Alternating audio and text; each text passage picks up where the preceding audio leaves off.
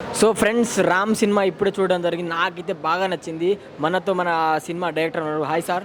Hi అండి. Hi sir, ఈ story ఎలా ఎంచుకున్నారు సార్? అసలు నేను చూస్తే నాకు గూస్ బంప్స్ అనిపిస్తుంది. సెకండ్ హాఫ్ ఏం సార్, ఆ బీజిఎం, ఆ ఎలివేషన్ ఎలా అసలు ఇది ఏం సార్? కెమెరామెన్ ఎవరు సార్? ఆ కెమెరామెన్ ధారన్ సుక్రి కొత్తతను చాలా బాగా చేశాడు. అండ్ మాకున్న లిమిటెడ్ బడ్జెట్లో లిమిటెడ్ టైంలో చాలా ఫాస్ట్గా చేశాడు. అండ్ ఈ కథ ఎంచుకోవడానికి రీజన్ ఏంటంటే, నేను బేసిక్గా ఒక పేట్రియాట్. ఇంతకుముందు ఇండియన్ నేవీకి, ఇండియన్ ఎయిర్ ఫోర్స్కి నేను సెలెక్ట్ అయ్యి ఫార్ సమ్ రీజన్స్ వెళ్ళలేకపోయాను. ఆ పేట్రియాటిజం నాలో ఉంది. సో ఈ కథ నాలో ఎంచి పుట్టిందే. ఇంకోటి సార్, పెద్ద పెద్ద హీరోలు తీసుకుంటారు. కొత్త హీరోతో అసలు ఆ ఫైటింగ్ సీన్స్ ఏం సార్? అసలు ఆ హీరోని చూస్తే నేనే షాక్ అయినా అసలు. అంటే ఫస్ట్ హాఫ్ టోటల్గా ఎంటర్టైన్మెంట్గా అందరూ కొత్త హీరో లాగే చేసినట్టు ఉంటుంది ఫస్ట్ హాఫ్లో. ఎందుకంటే కొత్త హీరో దగ్గర ఏం ఎదురు చూస్తారో అదే ఎంటర్టైన్ చేసుకుంటూ, కథ పరంగా ఉన్న చేంజ్ ఓవర్ ఒక పర్టికులర్, అంటే సెకండ్ హాఫ్కి సంబంధించి మనం రివీలియేషన్స్ చేయకూడదు కాబట్టి, సెకండ్ హాఫ్లో జరిగే కొన్ని సన్నివేశాల వల్ల టోటల్గా హీరో చేంజ్ అవుతాడు, ఎమోషనల్ బూస్ట్ వస్తుంది. అండ్ దెన్ ప్యాట్రియాటిజం మీద ఫైట్ చేస్తాడు. ఇంకోటి సాయి కుమార్ గారు అసలు ఆ డైలాగ్స్ అసలు ఒక్కొక్క డైలాగ్ సార్ అసలు గూస్ బంప్స్ సార్. అసలు ఆ మాట్లాడుతుంటే లాస్ట్కి సస్పెండ్, అది సాయి కుమార్ గారు చెప్పదు, ఎవరు చెప్పకండి సార్. ఎందుకంటే సాయి కుమార్ గారి యాక్టింగ్ మాత్రం మస్తుంది. ఇంకోటి సార్, ఈ స్టోరీ ఎన్ని రోజులు పట్టింది సార్ మీకు రాయడానికి? నేను ఒక 2 months రాశానండి. I'm a fast writer.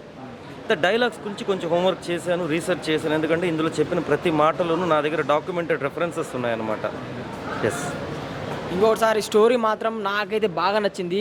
జై శ్రీరామ్ సార్, ఆర్మీల గురించి ఎంత పర్టికులర్గా అసలు ఏ డైరెక్టర్ అయింది పాయింట్ అంటే మన ప్రాణం పోయినా, మన ప్రాణం పోయినా వాళ్ళు బాగుండాలి అలా లాస్ట్ వేసినది. ఎస్. ఎందుకంటే ఇప్పుడు మామూలుగా మనం బార్డర్లో ఆర్మీ ఆఫీసర్స్ చనిపోతుంటారు. మనం అందరూ రిప్ అని ఒక రోజు పెట్టి మర్చిపోతాం.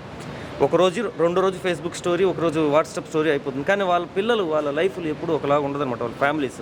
అలాంటి ఫ్యామిలీలో నుంచి వచ్చిన ఒక వ్యక్తి తను దేశభక్తుడు అవ్వడానికి ఎట్లాంటి సిచ్యువేషన్స్ వస్తాయి అనేది మెయిన్ కంటెంట్గా చెప్తున్నాం మనం.